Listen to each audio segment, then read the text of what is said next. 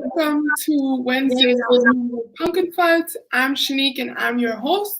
Of course, some of you may know that we are here weekly with different topics and different guests. This week, I'm super happy to have Tiffany Meehan with me today from Inclusively. So today we'll learn about exactly what Inclusively is and what it's doing for the disability community. But before we get started, I want to just say thank you to all the essential and frontline workers who are out there and helping the world go round. We're super thankful for you and grateful that you help just everything go smoothly. And whoever you are, whether you are a grocer, doctor, nurse, postal worker, anything, if you are essential and frontline, we appreciate and love you. And if you are joining us today, I am a Black woman with big curly hair. I'm wearing a yellow t-shirt with a gray wall behind me and a white banner with rainbow writing that says PunkinFutz, inclusive by design, toys, bags, jobs. I'm also wearing gold earrings, hoops, and glasses. I also have a pom-pom on my arm that we sell. So I'm excited to be wearing this. And yeah, Tiffany, if you want to tell us about yourself, that would be great. And start by describing yourself if you'd like. Yes, well, thank you for giving me the opportunity to join today. And I'm Tiffany Meehan. I head marketing at Inclusively, and I use she, her pronouns. I'm a Latina with dark hair. And today I am wearing a black and white pattern top with pink lipstick. Awesome. Thank you, Tiffany, for describing yourself. And could you tell us a little bit about what all of what Inclusively is? So. Yeah, definitely. So a little background on Inclusively. Our co-founder and CEO, Charlotte Dales, comes from a tech background. So about 3 years ago, when she was selling her last company to American Express, her cousin Cameron became the first licensed esthetician in Florida with Down syndrome. So I think we probably all know someone like Cameron who has been historically told what they can achieve because of their disability is really different from what they're actually capable of achieving. So Charlotte watched Cameron thrive and give facials and just really kind of bloom into her career. And she was trying to figure out a way how to replicate the success of that and fix this gap that exists between employers and candidates with disabilities. So she began researching how she could use technology to bridge that gap. Because if we really think about job hunting and hiring, that process hasn't changed as much as you would think it would change with the technology that we have. So she wanted to figure out technology that could bring in the human characteristics and the skills that someone would need to do a job and kind of take out the biased approach to hiring. So that's where Inclusively was born from. And we're a professional network and employment platform. And we collaborate with the disability community to build our design and the foundation. So right now we have 1 in 4 of our employees, advisors, board of directors identify with having a disability, including our co-founder and myself. So it's really important for us to be part of the community that we serve. And I think that's also kind of a missing piece. So really excited to be here chatting with you guys. And, right now our employment platform is growing, and we were built for all candidates who identify with having a disability. So that can be visible or not visible, physical, cognitive, chronic illness, mental health, autism, really anything that would be considered by the ADA that you can benefit from accommodations. So that's kind of who we serve, and we're just really excited to kind of be in this space and chat with you today. Yeah, that's amazing. And thank you so much for saying what you said just now when you said, it's so important to have people who identify as having a disability be a part of this, because so many times we forget that, honestly, experience is the best educator. So the fact that you have people who identify as being disabled, whatever it may be, as a part of the company means so much, because then the people that you are helping also see that you're in a position of power where you are saying you matter. And the fact that you have a disability, it's not a bad thing. It's actually a superpower. And here is how we're going to help you. And you're putting these opportunities out there through inclusively to bring more individuals with disabilities, opportunities. And that's so important. So yeah, we're happy to have you all here today. And you just answered like 3 questions in one. So thank you for that. Yeah, what is the cost, if any? So Inclusively is completely free for candidates to join. And when you join, you would create a profile, and we encourage you to fill out the profile with as much information as you have.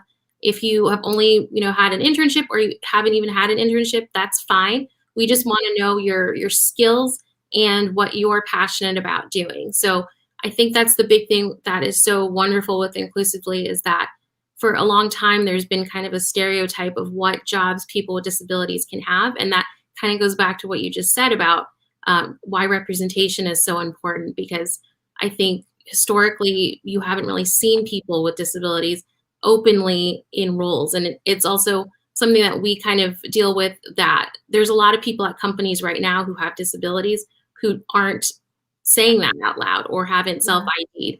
So for many reasons, but that's kind of the thing too, is that you're most likely working alongside people with disabilities right now. And we want to make sure that they're represented and they're promoted and trained and have career growth the same as any other candidate. And so that's a big piece for us, to get all these candidates to sign up, and then we can start matching based on their skills and experience. And the unique thing with Inclusively is that we offer what we call success enablers, which are workplace accommodations. So things like screen readers or braille signage or anything that you would need to be successful in that role, which are legally, required by the employer to provide. We just kind of are bridging that gap and letting that conversation flow naturally with what you would need. And that process is really great because it starts with the interview. So if you're more comfortable using Zoom or Microsoft Teams for captions or anything like that, we let you say that up front to the employer.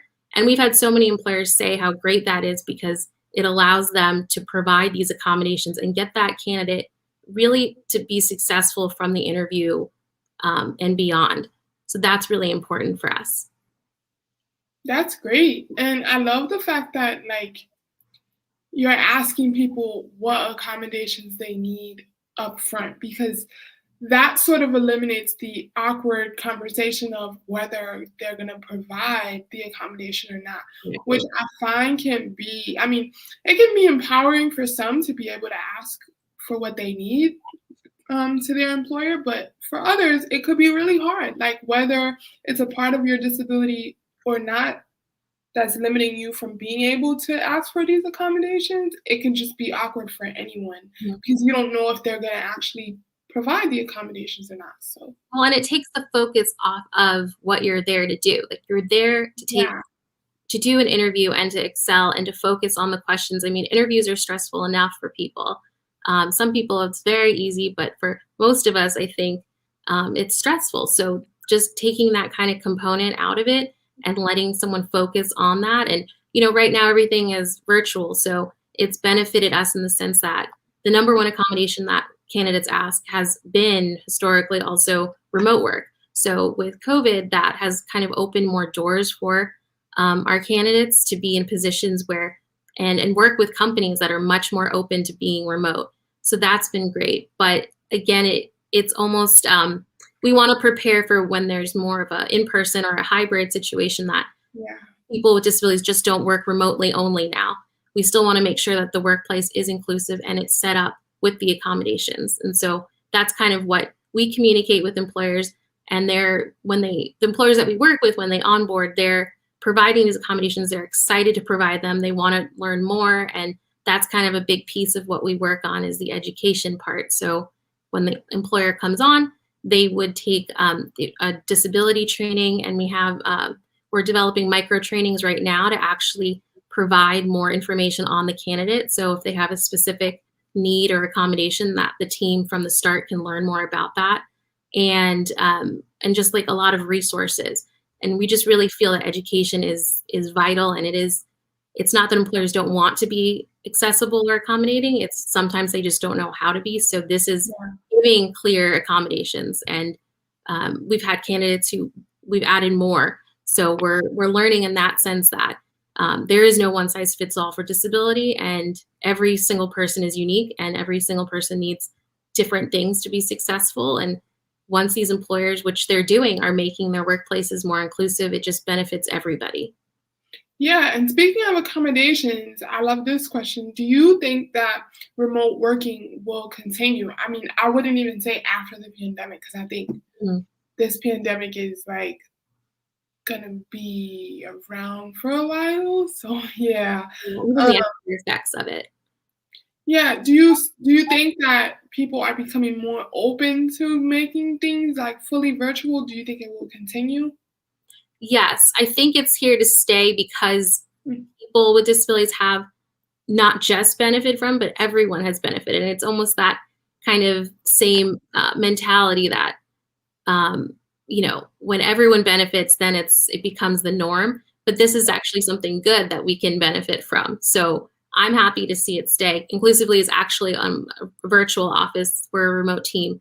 So we've all not met yet. So that's been fun in the sense that we're actually living this out right now and collaborating and using these, technology really to keep us connected. And we have candidates who are open to going into the office, and it really just depends again on what they're comfortable with and what is accessible. Because when we really get into disability, it's transportation is not always an option. Everyone doesn't have a car or even access to an accessible ride. So that has to be factored in. So it's more than just wanting to work remote. I think there's so many layers, and that's what these companies are really open to providing that. So if it's modified work hours or you need to have appointments or anything like that, as long as it's, I personally feel like if you're very upfront with that stuff from the beginning, the employer knows that. And when they're working with us, they know that upfront. So they know the kind of candidates that they'll be working with. So again, it kind of goes back to the education part. And speaking of employers, how do you actually find the employers that are participating and members of Inclusively? Yeah, so we started, our pilot program was with Autism at Work programs. So that was kind of our starting base because those were the companies that were actively recruiting people with disabilities and were making those accommodations and having the programs and the funding and all of that behind it. So that's kind of where we started. So that's where you can kind of see that a lot of our jobs and employers are more on the tech side. So we've expanded that to include more creative jobs, marketing jobs, and, not just, again, like stereotyping, someone with autism that can only do a tech job. We're capable of many different types of positions. So but that was kind of our foundation to get started. And it was really great to work, with companies that are doing that, like Microsoft, and they have really built out their programs, and they have such a commitment to disability inclusion and accessibility in products. So that just was a really natural fit. But we're right now we're working with a lot of different companies that are interested in, not just making a pledge, but actually putting in the work and hiring and making placements. So our team helps them along the whole way. Yeah, that's so important that you say that, because it's one thing to say that you want to be an inclusive or adaptive employer, and then there's another thing of all the things that come with it. Like, are you actually willing to do that and willing to make your business accommodating in all different types of ways for this community because it is so large. Mm-hmm. Like, it looks so different for so many different people. And I think maybe soon we will have a different conversation about that. Maybe Lisa will join us. But as an inclusive employer, we recognize that there are a lot of things that come with being an inclusive employer, like an adaptive employer. I mean, there's different ways that you could say it, but it's more than just making a pledge, for sure. And it's really interesting because we see all these studies and they talk about what do accommodations actually cost, and statistically they're less than $500 for a candidate. So it's not this astronomical number that I think some people kind of get stuck on. it is just kind of basic accommodations that they would need. It could be noise canceling headphones that someone would need to focus and work. So it's just one of those things that the employers we work with, they want to be accommodating. They legally have to be accommodating, but they also really want to do it right. And that's what we're helping them do, is to make these accommodations in the right way that can be something that they can keep growing. And it makes it more inclusive. And then that helps the culture as well. And then you just want to stay and you want to continue to work there, and you tell your friends how great it is, and they want to work there. So that kind of mentality is really important for us to kind of keep it growing. Yeah, for sure. I like this question. What is the most common accommodation requested in your experience? So in my experience, I would definitely request any kind of like accessible parking, making sure like the entryway was accessible. You would be surprised how many, entrances like have a very steep ramp, or you can't do, like you need a button to enter if you're holding something. I always have like a laptop bag and stuff like that. So, for me, it would definitely be more on the wheelchair accessibility side. And since we're not going into work, that's a little bit less right now. But again, it's still important just to know the employer has thought about where the parking space would be, and is that close to an elevator, and what is the distance to get there, and can we maybe plan this event to make sure that it's accessible, and just different things like that I think are really important. And so yes, from that's my personal accommodations for our candidates in general. It is the remote feature, and then it's a lot of screen readers, or like our candidates. We had one that she had been on like 500 applications, and she needed to have closed captioning. So that was a big thing. But things like that, because of working in a pandemic, that Zoom, for example, has now added live captioning that they didn't have a year ago. So I think changes like that are kind of benefiting everyone, those are simple accommodations that our candidates have asked for, and now they're providing on more platforms. I love that. How is the match between employee and opportunity made through inclusively? Because I know it looks different for different companies and organizations, but how does it look for you all? So when you fill out your profile and you have your experience and your skills and your success enablers all in there, our job matching technology will go through and kind of match you with jobs that fit your background. And you can base it on location, or if it's a full-time you're looking for, a part-time, anything like that. We have a bunch of different options. And you can also see all the jobs. You don't need to even, if you don't want to put it specifically, you can just look by location and industry to see.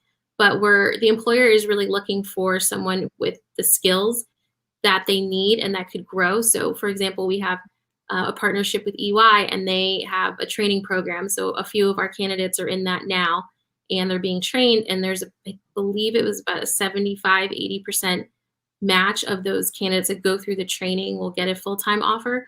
So employers like that understand for their neurodiverse candidates that this is something that we want to train, and that extra, training will get them there to the full-time. Those are really great things to see. So, so the candidate will go and base their profile on what they're looking for, and then just go to the job, read the description, and if it looks like it fits their background as well, they can connect from the job posting to the employer, and the employer will get a notification, and they will follow up with the candidate if it's a good match.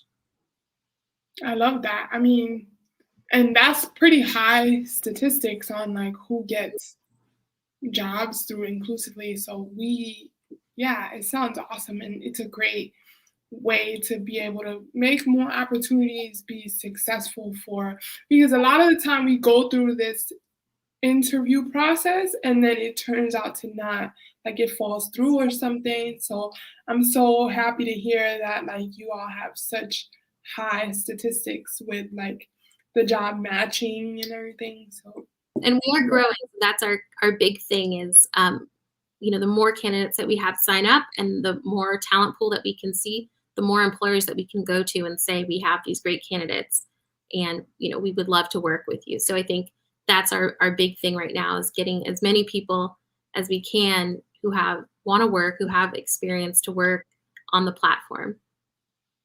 And how do you educate both sides on this conversation?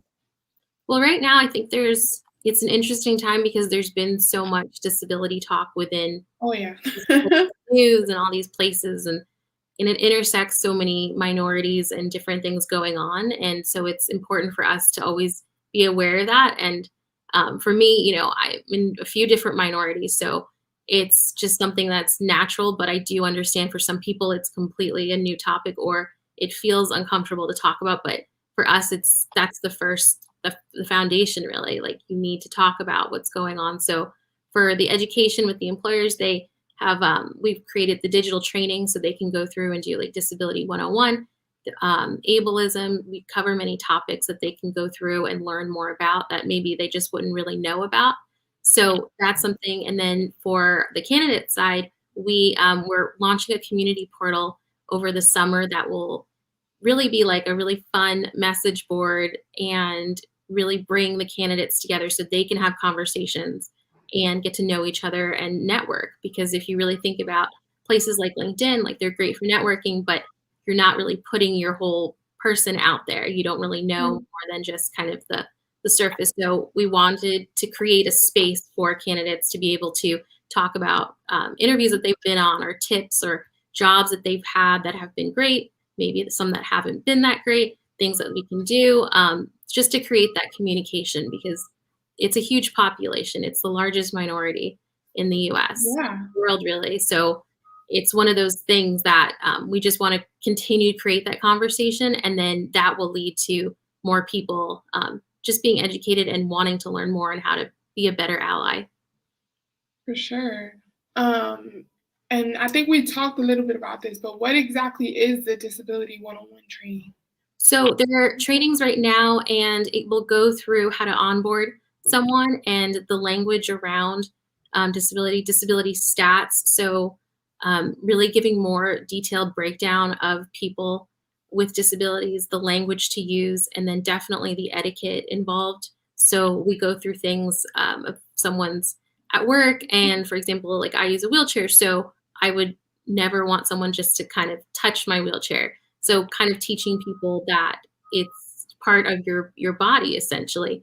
But some people don't know that, and they want to be helpful. So just kind of tips and things like that we can kind of get across to the hiring manager to realize, like, okay, this is really something that we need to focus on, and these are action items that we can start right away and just be aware of. So when that person is onboarded, they're already aware of all of this. So they know the language during the interview, they know the language during the onboarding process, and it's not like they're starting a job and then have to have everyone start a training. It shouldn't be like that. It should definitely be the employer wanting to take initiative and be trained up on the culture and the language and all of those things. I love that because I have quite a few things that I would like to tell people as well, in terms of like things that I would not prefer that people do as a person with crutches and with a disability. So I love that we have the opportunity to do that, and that's welcome. So Yeah, definitely. We want to make sure that we're just trying to build that connection between the candidate and the employer. So whatever we can do to make it more comfortable, and again, like I said, like, we're always taking advice from candidates that come through, and they are saying, well, this worked for me really well, and so we try to incorporate that. So it's definitely yeah. a great thing to be in the space that's always evolving.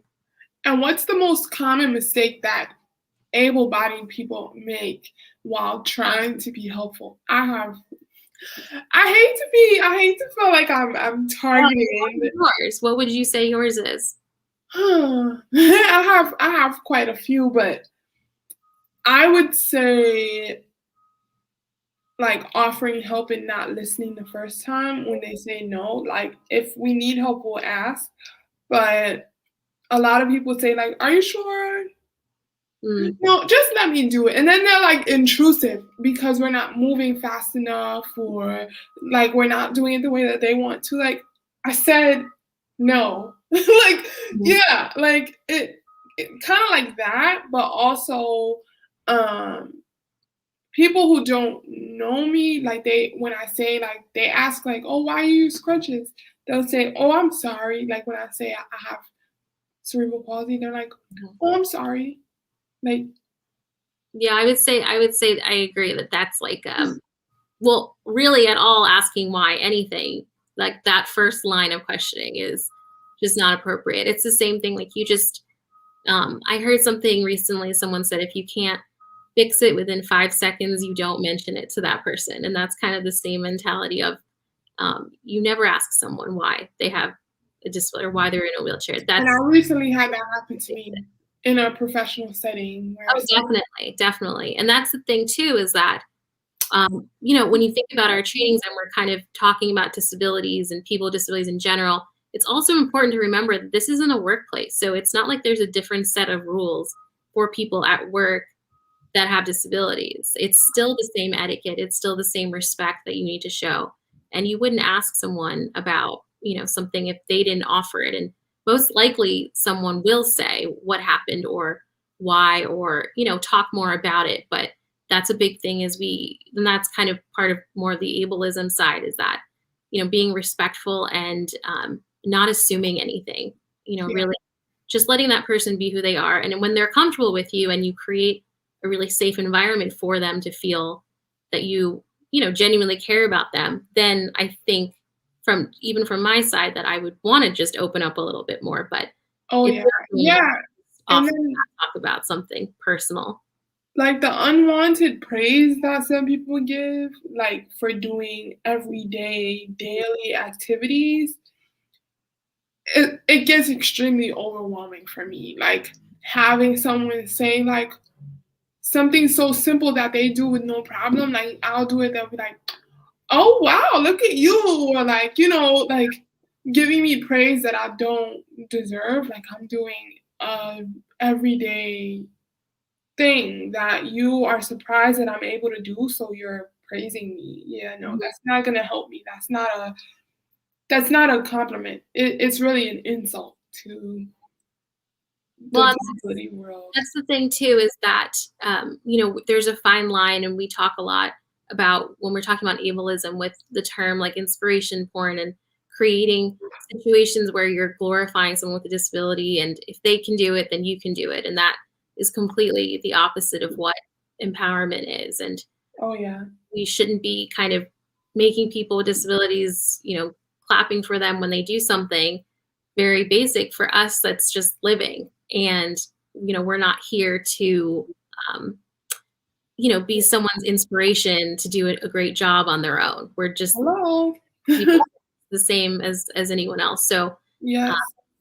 And I also want to give this time to like ask the audience, like, what are some things for you all that are just not like, if you watch this afterwards or if you're watching right now, what's something that you would like to share that has happened to you in the workplace that you remember, or that was done by maybe the able-bodied community and you'd like to share it, and maybe it wasn't a good experience, maybe it was a teaching moment, some of what we just talked about. But I love this question, Tiffany. Can you define ableism for our audience? So for us, I would say that ableism it's discrimination, and it's whether it's talking down to someone or not thinking someone is capable of doing something, but it's really, again, it's the language involved around it. It's not creating accessible spaces or having, a webinar that doesn't have closed captioning or an interpreter and things like that leave out and discriminate people with disabilities.